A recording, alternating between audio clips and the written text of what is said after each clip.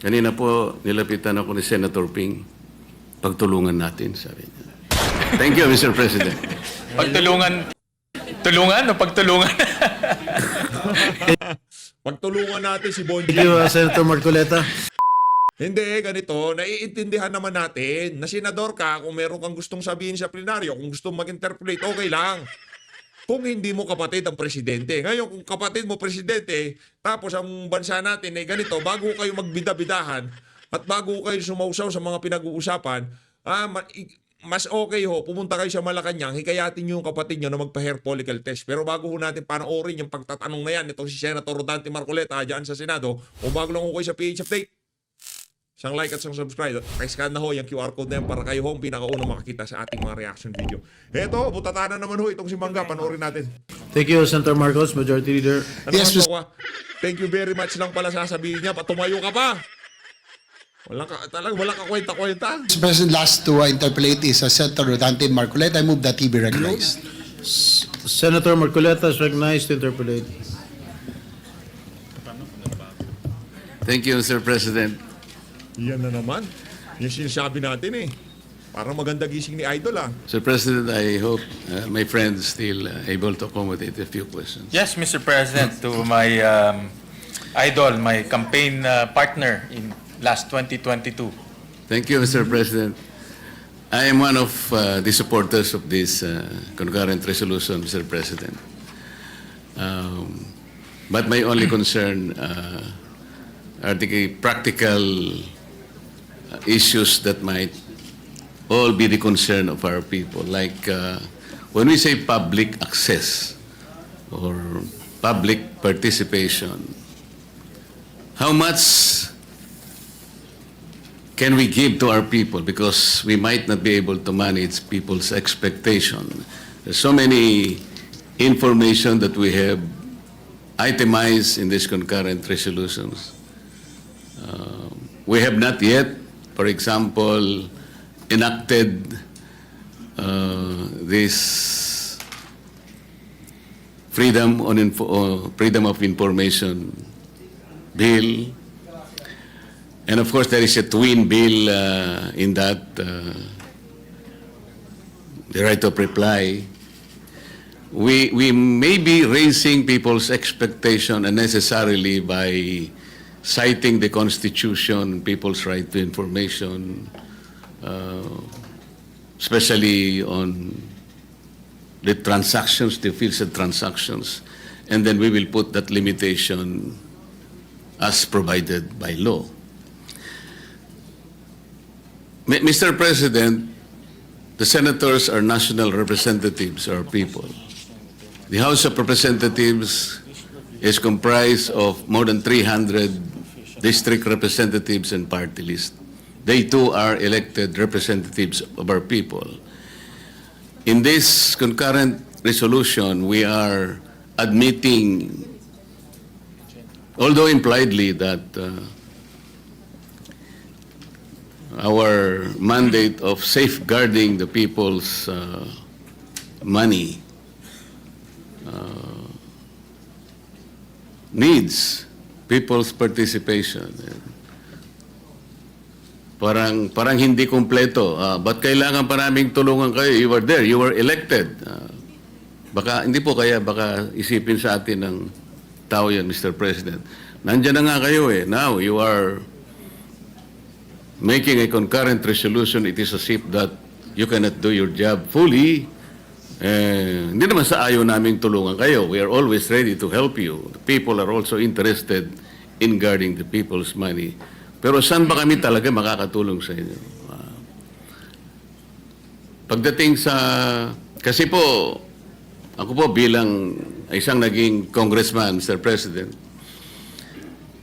may access na po ako sa information. Like... bago po ako mag-graduate sa House, ito pong pinakahuling budget, 2025 budget. Mr. President, when we were already on the first day of plenary debates, alam po ninyo, yung unang subject matter sa first day on plenary debates, ito po yung general principles. Wala pa pong agencies, Mr. President. I was about to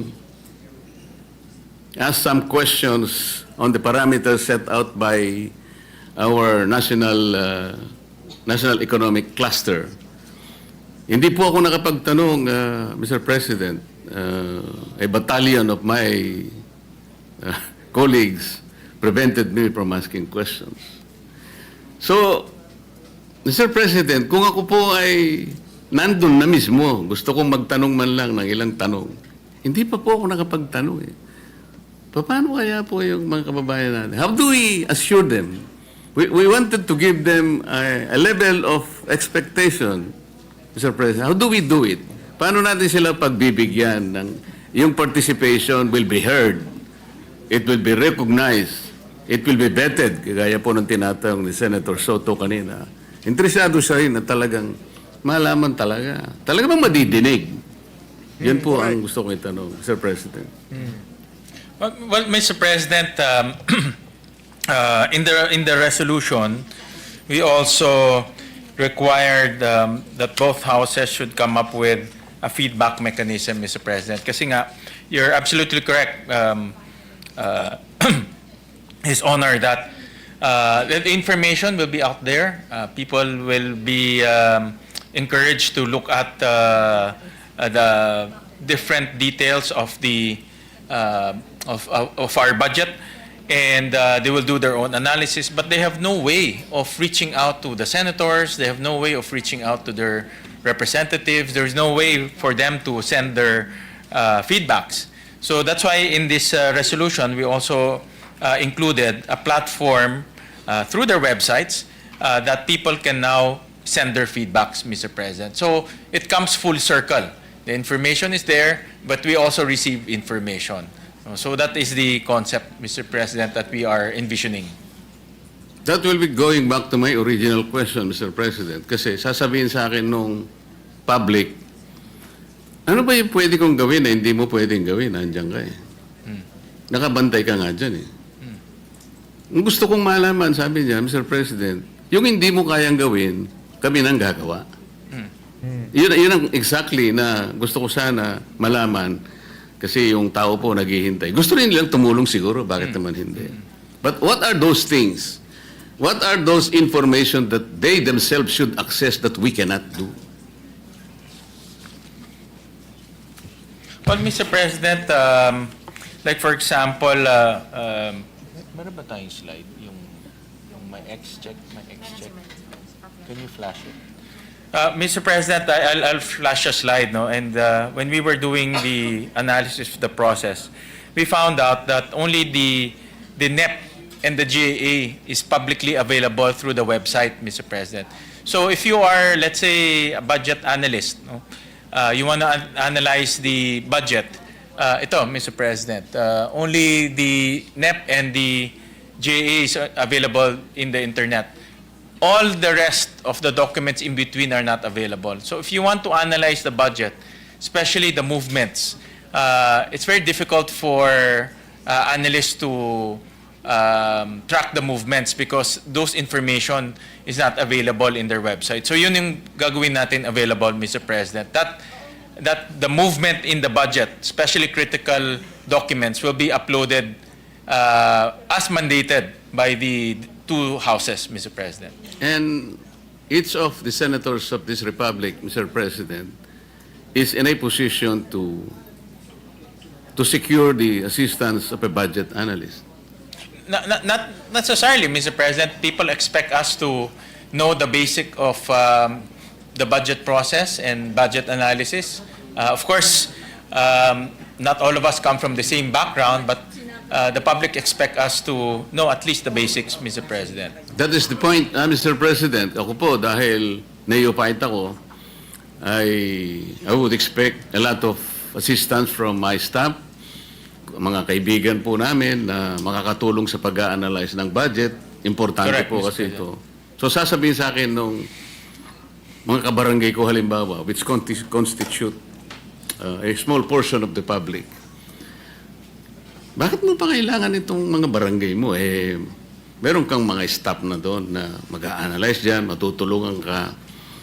Siguro hindi na kami kailangan sapagkat kami napakarami rin naming problema. At saka mas meron kayong paraan at saka kayo may mga tao din kayo na talagang tutulong sa inyo. Parang sa kanila ay kalabisan na.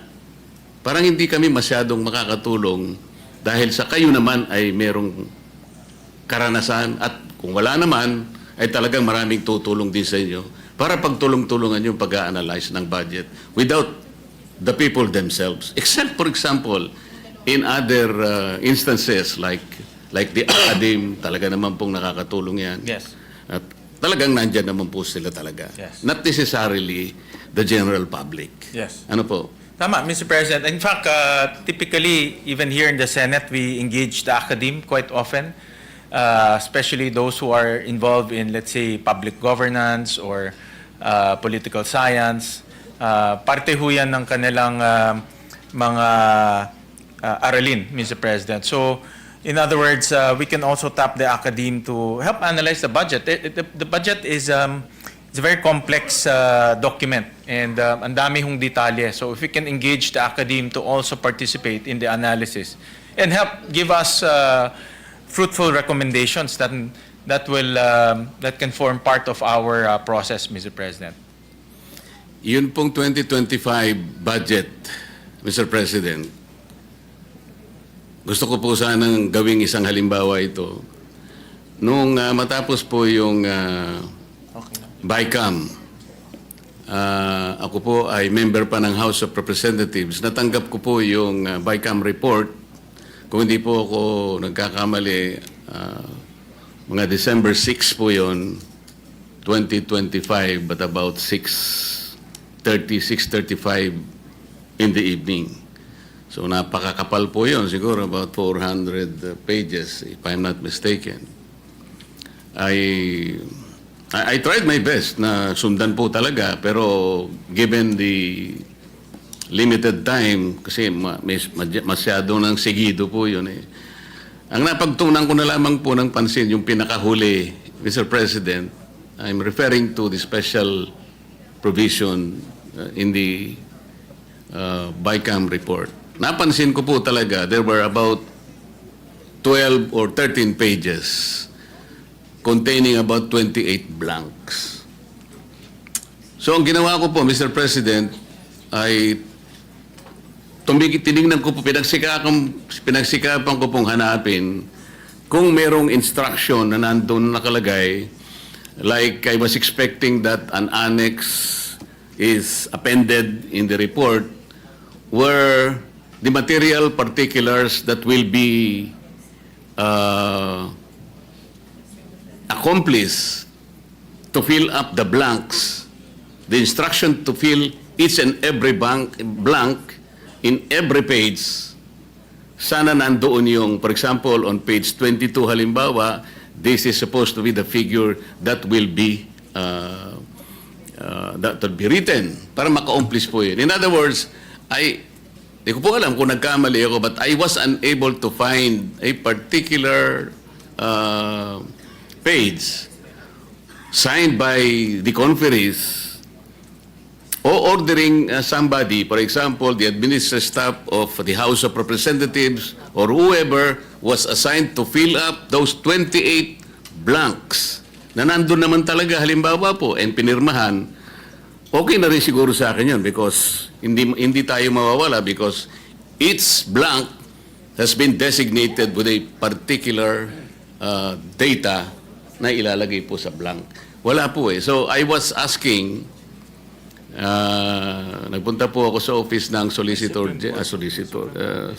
Secretary General. Nagbabakasakali po na makahingi makita yung enrolled bill because sa ating tuntunin, I think even in the Senate, meron pong 3 or 4 copies na naiiwan po sa either the Senate or the House of Representatives. The problem is, wala naman akong access. Ito yung pinag-uusapan natin eh. Because I need to know, sino yung nag-fill up? Kasi po, nung ito'y submit na sa Office of the President in the form of enrolled bill, 4 po yung signatories doon, Mr. President. The Speaker and the Secretary General, the Senate President, and the Senate Secretary. Yung blank po sa pinakahuli, yun po ang para sa Pangulo na po. Doon na sa pipirma. So yung enrolled bill, kompleto na po yung detalye, but it did not tell the whole story as to who filled up and what is supposed to be filled up in all those material particulars. So yun pong public access natin, yung taong tutulong sa atin, paano po mapiprevent yung mga ganong pangyayari? Well, Mr. President, thank you for that question. In fact, I raised that to our technical team here in the Senate that those things should not happen in the 2026 budget. Not under my watch, Mr. President. That the members will be given blank materials to sign, Mr. President. I reminded them to be very strict in the review. Kung kailangan po 2, 3, 4 times to review the documents before letting the members sign, they should do it, Mr. President. So that's a strong reminder to the technical staff, Mr. President. So I know that narinig ko rin yan, Mr. President, during the last budget season, Mr. President. I'm not very sure on the details, Mr. President. Personally, I didn't see any blank items, at least sa akin, Mr. President. But since that is an issue that came out, so I reminded our technical staff to be very detailed in scrutinizing the budget materials, Mr. President, especially the ones we will be signing, Mr. President. Thank you for your assurance, Mr. President. Kanina po, nilapitan ako ni Senator Ping. Pagtulungan natin, sabi niya. Thank you, Mr. President. Tulungan o pagtulungan? Pagtulungan natin si Bonji. Thank you, Senator Marcoleta. Eto, dito na tayo sa part nitong si Senator, pangalan ito? Ping Lacson. Lacson is recognized to interpret. Thank you, Mr. President. Will the good sponsor of Senate Concurrent Resolution Number 4, the distinguished gentleman from Valenzuela, yield to just a couple of questions, Mr. President? Yes, Mr. President, I would again, it's an honor to receive questions from, I call Senator Ping the budget hawk of the Senate. Talagang hawk-like yung kanyang pagmamonitor ng budget. Thank you, Mr. President. My first question is, what is the legal effect of a concurrent resolution as compared to a law passed by Congress? Well, Mr. President, the concurrent resolution will bind both houses, Mr. President. It's true that the law can also bind both houses, but in this case, since this is a resolution, it's expressing as well as binding both houses in the recommendations that are laid forth in this resolution, Mr. President. And the legal effect of a law passed by Congress is? The legal effect of the law is It binds even the houses. public.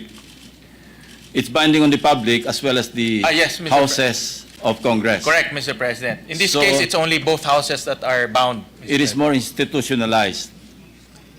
I mean the law. Yes, Mr. President. Correct. I asked that question because I filed Senate Bill 32 Yes, Mr. in President. the 20th Congress. It was referred to your committee, Committee on Finance, and secondarily to the Committee on Electoral Reforms and People's Participation. Correct, Mr. And I hope we can collaborate Yes, Mr. President. to schedule a hearing forthwith. Yes, Mr. President.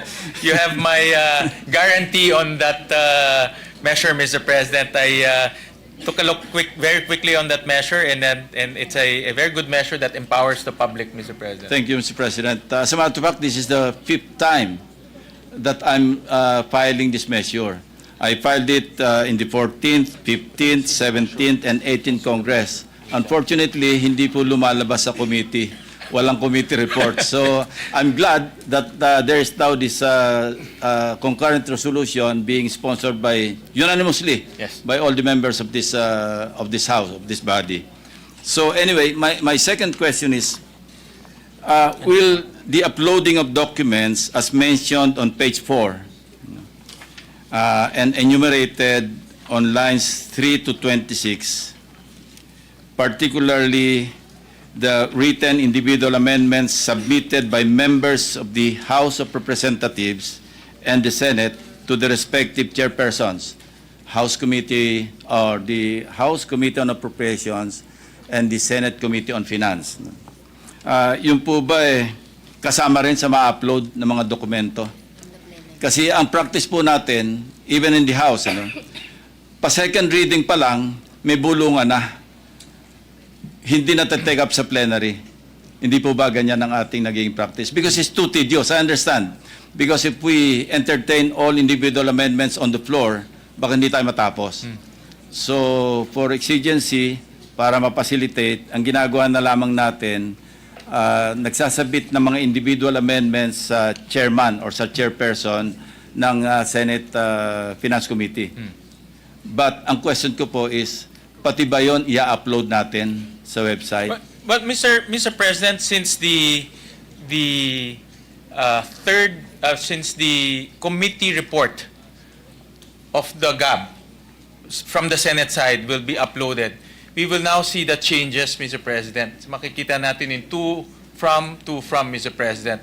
So, in other words, we will now have the ability to look at the changes on a very granular basis per PAP, per office, even sub-offices, Mr. President. Makikita na natin ngayon, Mr. President. I understand that, Mr. President. Ang problema lang doon is, hindi natin malaman kung sino sponsor or proponent ng amendments. Well, Mr. If we President- upload it, then we will be able to identify and we can point back to the proponent or proponents of the amendments. Yeah. That's my concern. That's why I ask if written submissions of amendments will also be uploaded, so we can identify from both houses, the House and the Senate, sino yung nag-insert, sino yung nag-realign ng or sino nag-introduce ng amendment para madali makita. Kasi sa ngayon bulag po tayo lahat eh. Nakita lang natin bumukol sa isang district, from say 200 million bigla na lang naging 15 billion. Tama yan. And tama we yung cannot sinasabi ni identify. Lacson na yan, ha?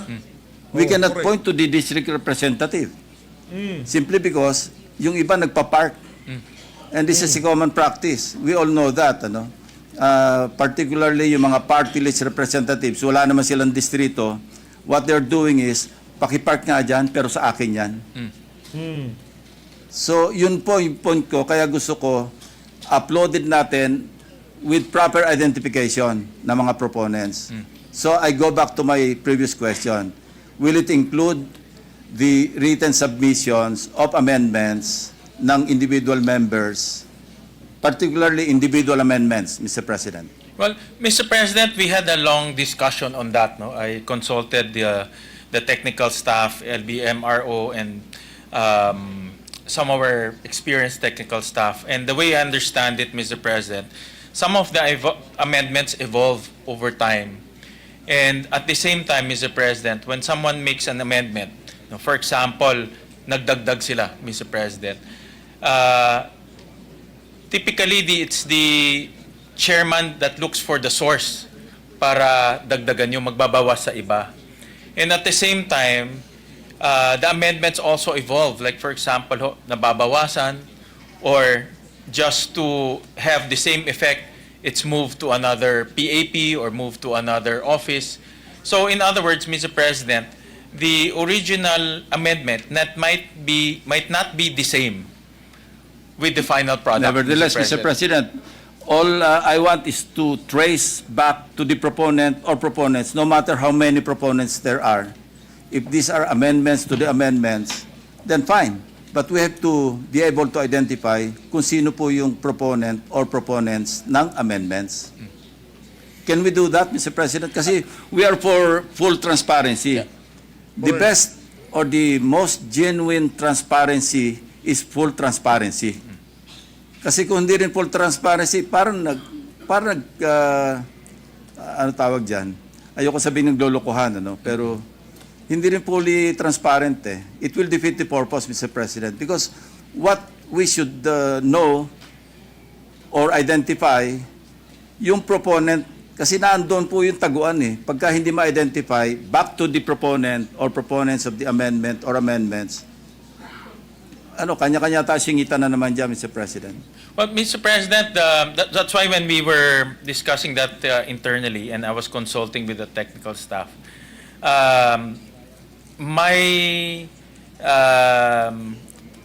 because of that complication, my alternative is to make sure that the third reading, the committee report, Mr. President. Surprisingly, to be honest, for mga ordinary bills, diba, Mr. President, yung mga committee report, ina-upload natin. The third reading version, ina-upload natin.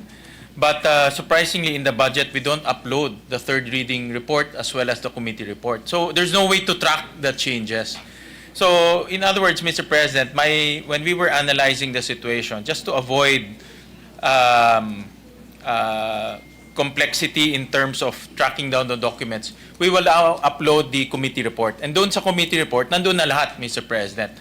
All the final changes But we will won't be there. able to identify the proponent of the amendment. Unlike in an ordinary measure or bill that we tackle, everything is recorded. Everything is tackled on the floor, including individual amendments. Kasi nandyan, may minutes tayo. Ang problema sa budget deliberation, nag-iisang measure, pinaka-importanting measure, maski wala na tayo maipasang batas, ito, must pass talaga ito. Ang problema, hindi nga transparent. Kaya na-embolden yung mga ibang, mga ibang congressmen or even senators na magsingit ng kung ano. Anyway, hindi naman matry sa akin yan eh. That's my concern, Mr. President. Yeah, I get If we the- want to be transparent, let's be fully transparent. I get the I acknowledge that Senator Ping has been tracking down the budget Ang for a hirap very po long maghanap time. pagka nagre-review, pagka by budget deliberation, hirap na hirap po kami ng staff namin. Pagka naghahanap ako sa yung previous year's budget, napakahirap. Pero kung merong record ako kung kanino nang galing yung amendment, mas madali ho maghanap. Yeah. Yo. Well, Mr. President, Dapat po talaga sa tingin natin lahat kung kanino man ang galing yung amendment, yung mga sinisingit-singit, di ba? Yung mga pinapakiusap, dapat ilagay din yung mga pangalan ng mga walang yung bodging na naglalagay ng President, I ganyan. am thinking kasi of the entire budget process. And I'm anticipating, for example, one of the vice chairmen will recommend. And nakikita ko kasi minsan ang recommendation, kadalasan ang recommendation pataas eh, hindi ho pababa. Never mind. As So- long as we identify the proponent, then that's fine with me. So the complication that we see based on my consultation is how do we attribute the amendment, the specific amendment, if there are other amendments that will happen to enforce or to operationalize that amendment. Then let's track them, Mr. President. Yung pagkuha ng pondo. Kung ilan yung nag-amend sa amendment at in-amend yung amendment, at least we can backtrack.